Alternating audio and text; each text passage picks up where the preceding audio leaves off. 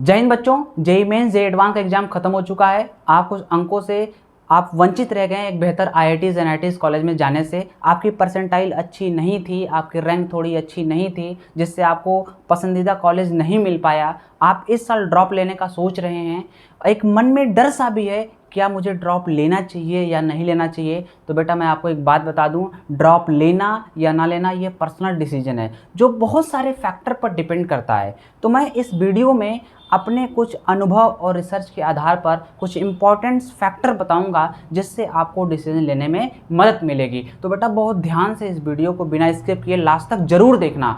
तो आइए देखते हैं कि हमारे पास इंपॉर्टेंट फैक्टर क्या है। सबसे पहला इंपॉर्टेंट फैक्टर है करंट प्रिपरेशन लेवल। ड्रॉप लेने से पहले अपने आप से खुद पूछिए कि हमारा प्रिपरेशन लेवल अभी पिछले साल तक क्या था। ठीक है, अभी तक जो हमने एग्ज़ाम दिए, हमारे जो एग्ज़ाम गए हैं, हमने जेईई मेंस का एग्ज़ाम दिया, जेईई मेंस में हमारी क्या परसेंटाइल रही है। ठीक है, जेईई मेंस में हमारी क्या क्या परसेंटाइल रही है जिससे हमें ड्रॉप लेने में उसके बेनिफिट हो सकते हैं। ठीक, तो ध्यान समझना, बच्चों ने जेईई मेंस का एग्ज़ाम दिया होगा, कुछ बच्चे ऐसे होंगे जिनके क्या होंगे परसेंटाइल 95% के एबव होंगी।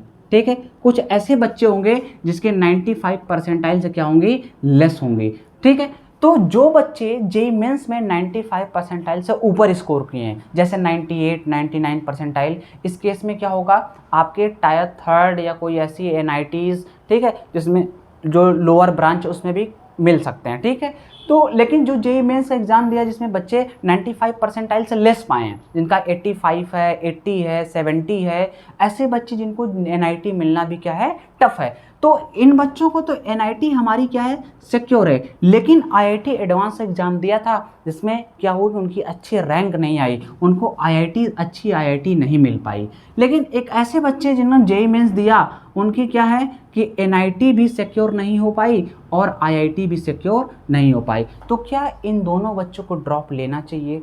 जी ध्यान से सुनना, हाँ ड्रॉप लेना चाहिए। ठीक, अगर आपने 95 परसेंटाइल की एबव लाए हैं तो आपका बेसिक क्लियर होगा, आपके 80% सिलेबस कवर होंगे। अब आपको क्या करना है कि आईआईटी एडवांस लेवल के क्वेश्चन को प्रैक्टिस करना है, अच्छे सीट्स को सॉल्व करने हैं, अच्छे लेवल के क्वेश्चन को सॉल्व करने हैं, है ना। अब जेईई मेंस में जिसके परसेंटाइल क्या 95 परसेंटाइल से लेस है, ठीक है, मिनिमम तो होना चाहिए भाई 25 परसेंटाइल 30 परसेंटाइल क्या होना चाहिए आपके होने चाहिए। ठीक, तो आप क्या करो, सबसे पहले बेसिक पूरे सिलेबस को कवर करो। ठीक है, पूरे सिलेबस को कवर करो, जेईई मेंस लेवल के क्वेश्चन लगाओ और एनआईटी को अप्रोच करो। सबसे पहले एनआईटी को अप्रोच करो कि हमारी एनआईटी में एक बेहतर सीट सिक्योर हो जाए। ठीक, आप एक बेहतर इंजीनियर बन जाओगे अगर आईआईटी में नहीं हुआ। ठीक है, तो एनआईटी में तो होना चाहिए, है ना। अगर आईआईटी 20 है तो एनआईटी 19 है। ठीक है, इसमें भी अच्छे प्लेसमेंट होते हैं। तो जिन बच्चों का जो परसेंटाइल है वो बहुत कम है, मतलब 95 परसेंटाइल से लेस है, 70 है, 50 है, 30 है, उनको क्या करना चाहिए कि पहले बेसिक कॉन्सेप्ट को कवर करना चाहिए। ठीक, एनआईटी लेवल की अप्रोच करनी चाहिए। ठीक है, तो सबसे पहला एनालिसिस क्या हो गया, आपने अपनी प्रिपरेशन लेवल को जांच कर लिया।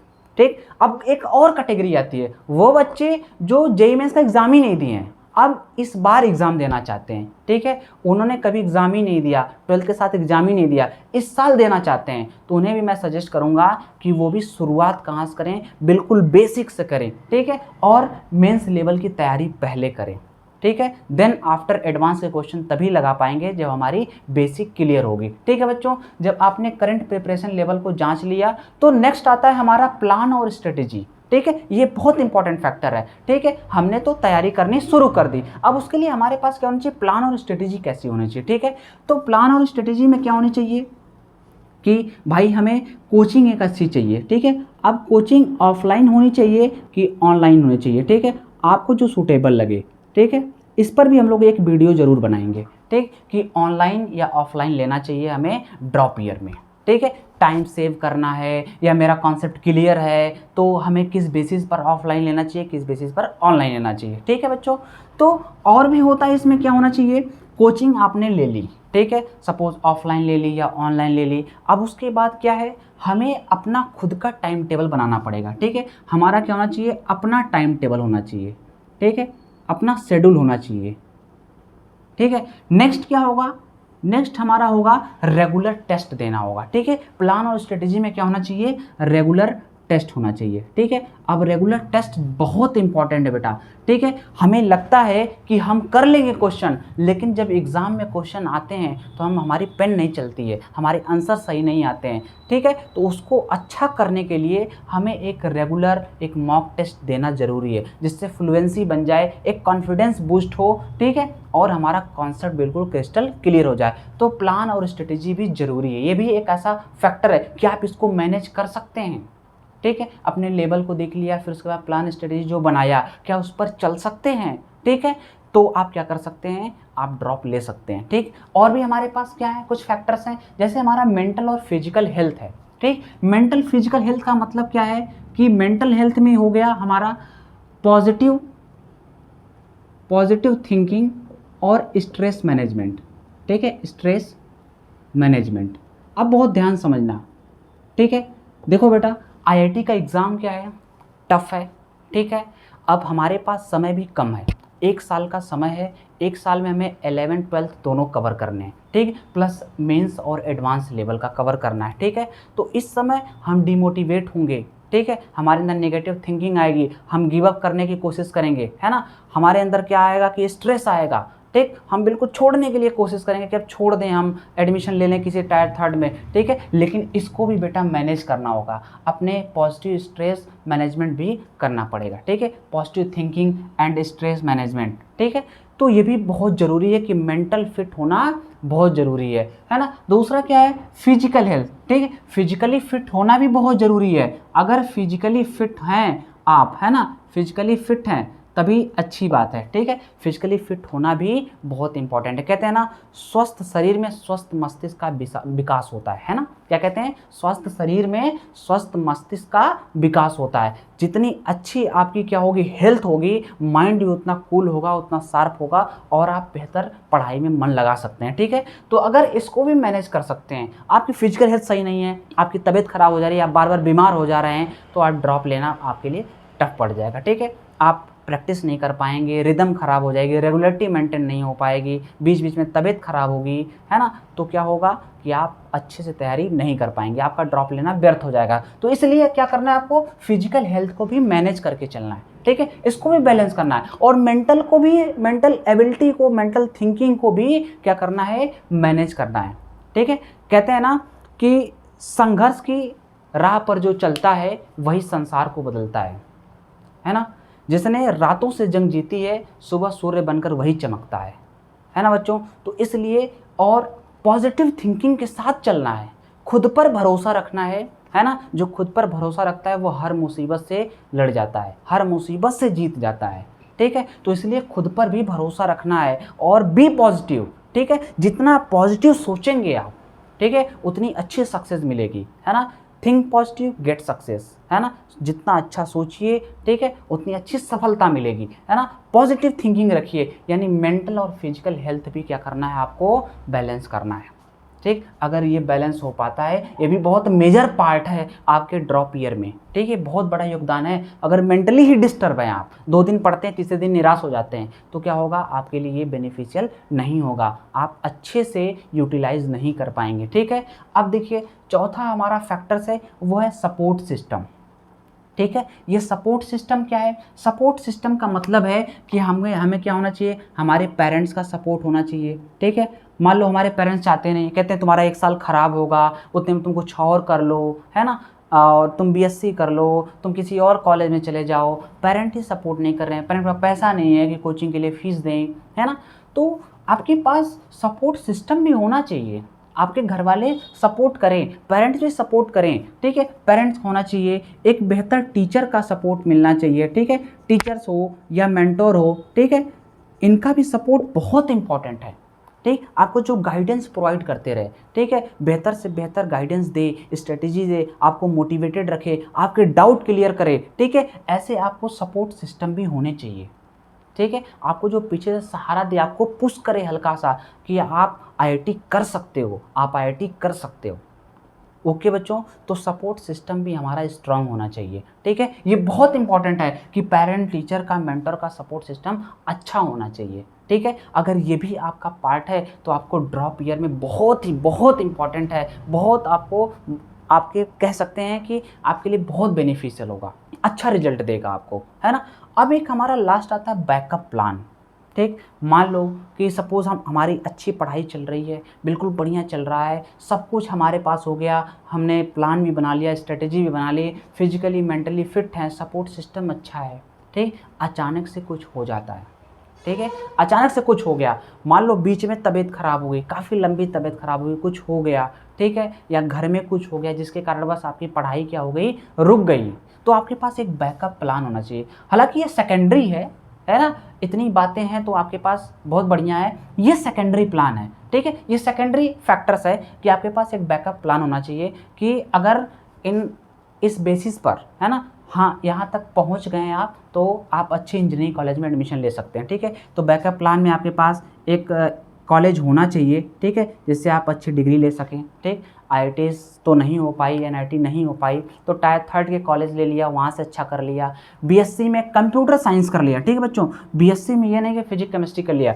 बीएससी में क्या कर लीजिए, बीएससी में कंप्यूटर सीएस से कर लीजिए, ठीक है, सीएससी से कर लीजिए, वहाँ पर भी अच्छे हैं, स्किल डेवलप करिए, ठीक है, स्किल डेवलप करना भी बहुत इंपॉर्टेंट है। तो बच्चों ये कुछ इंपॉर्टेंट फैक्टर थे जिनकी मदद से जिन आपको बहुत हेल्पफुल होंगे ड्रॉप लेने में, ठीक है। अल्टीमेटली जो ड्रॉप लेना है वो हमारे गोल, हमारे स्ट्रेंथ, हमारी वीकनेस, हमारे सर्कमस्टांसेस पर डिपेंड करता है कि हमारा गोल सच में आईआईटी जाने का है कि नहीं है, हमारी स्ट्रेंथ है कि नहीं, हमारी ताकत है कि नहीं, हम मेहनत कर सकते हैं कि नहीं कर सकते हैं, और हमारी वीकनेस क्या है, हमारी कमजोरी क्या रही है, हमने क्या नहीं पढ़ा, किसकी वजह से आईआईटी में नहीं गए, वो भी बहुत इंपॉर्टेंट है, उसको भी पहचानना है। और हमारे चारों तरफ क्या इन्वायरमेंट है, कोचिंग है कि नहीं है, अच्छे टीचर्स हैं कि नहीं है, घर का हमारा क्या है, सपोर्ट है कि नहीं है, ये भी बहुत इंपॉर्टेंट है ना।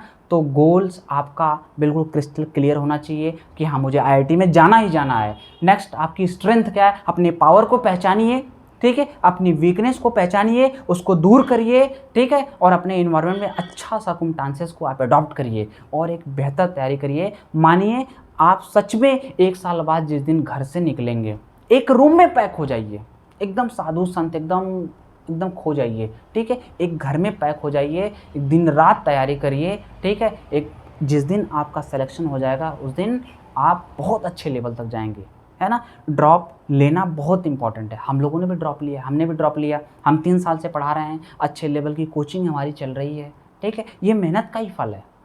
सच बताएं, हमारे गुरु थे, उन्होंने कहा था कि बेटा जब मैं 9th में था तो उन्होंने कहा था कि एक ऐसी तैयारी है जिसको आप कर लोगे तो नौकरियां आपके पीछे घूमेगी। तो बेटा ये आईआईटी की तैयारी है, अगर इसको कर लिया आपने तो सच में नौकरियां आपके पीछे घूमेंगी। अगर आप असफल भी रहें तो आप कोई एक पर्टिकुलर सब्जेक्ट उठा के पढ़ा भी सकते हैं, अच्छे लेवल की गाइडेंस दे सकते हैं, वहाँ से भी अर्निंग अच्छी होती है, ठीक है। तो आईआईटी एक ऐसी तैयारी है, अगर आपने कर लिया जम के, आप सेलेक्ट हो गए तो नौकरियां आपके पीछे घूमेंगी, आप 50,000, 1 लाख, 2 लाख तो मिनिमम कमा ही सकते हैं अच्छे से, ठीक है। तो बच्चों ऐसे बहुत उदाहरण हैं, ठीक है, जिन्होंने 3 परसेंटाइल से 99 परसेंटाइल गेन किया है, जिन्होंने 30 परसेंटाइल से 99 परसेंटाइल गेन किया है, जिनकी रैंक बहुत ज़्यादा थी, वो अंडर 1000, अंडर 100, अंडर 500 रैंक उनकी आई है आईआईटीज़ में, उन्होंने ड्रॉप लिया है और बेहतर कर रहे हैं, है ना, और बेहतर कर रहे हैं। अगर हम ड्रॉप नहीं लेते हैं, सोचते हैं मन में कि हमारा 1 साल ख़राब हो जाएगा, अगर 1 साल ख़राब हो गया, ठीक है, आपने 1 साल ख़राब होने के चक्कर में आपने एडमिशन किसी 3rd टायर कॉलेज में ले लिया, ठीक है, और वहाँ से प्लेसमेंट अच्छी नहीं हुई तो पूरे लाइफ आपकी क्या होगी, बिल्कुल डिफ़िकल्ट हो जाएगी।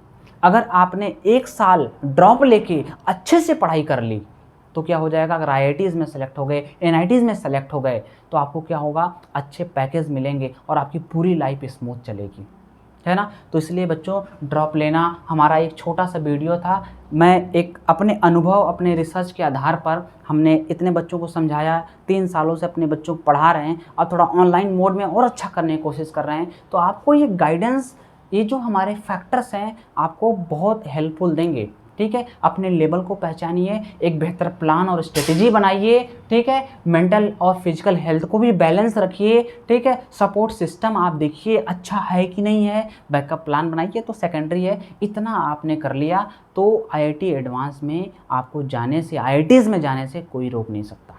ओके बच्चों, तो अपने गोल, अपने स्टेमिना पर फोकस करिए और ड्रॉप ज़रूर लीजिए, ठीक है। भले आपके परसेंटाइल कम हैं, भले आप आईआईटीज़ में नहीं जा पा रहे हो, एनआईटीज़ में जा रहे हो, फिर भी आईआईटीज़ के लिए ड्रॉप लीजिए, ठीक है। और ड्रॉप लीजिए, सब लेते हैं। ओके बच्चों, तो आई होप ये वीडियो बहुत अच्छी लगी होगी, ठीक है। हम अगले टॉपिक पर, अगला जो हमारा वीडियोस होगा, हम उस पर प्लान और स्ट्रेटेजी पर डिस्कस करेंगे, ठीक है, कि कैसा हमारा टाइम टेबल होना चाहिए, हमारी कोचिंग कौन सी होनी चाहिए, ऑफलाइन होनी चाहिए कि ऑनलाइन होनी चाहिए, ऑफलाइन के क्या फ़ायदे होंगे, ऑनलाइन के क्या फ़ायदे होंगे, ठीक है। टेस्ट कैसे देंगे, पार्शियल टेस्ट कब देंगे, फुल टेस्ट कब देंगे, रिवीजन कब करेंगे, ये सब क्या होगा अगले हमारे वीडियोज़ में ज़रूर आएगा, ठीक है। तो अगला हमारा वीडियोज़ इसी प्लान और स्ट्रेटेजी पर होगा। ओके बच्चों, तो आज के लिए यही हमारा था। ड्रॉप लीजिए, आप बेहतर करोगे, आप बेहतर करोगे। ओके बच्चों, ठीक है, तो ओके, जय हिंद।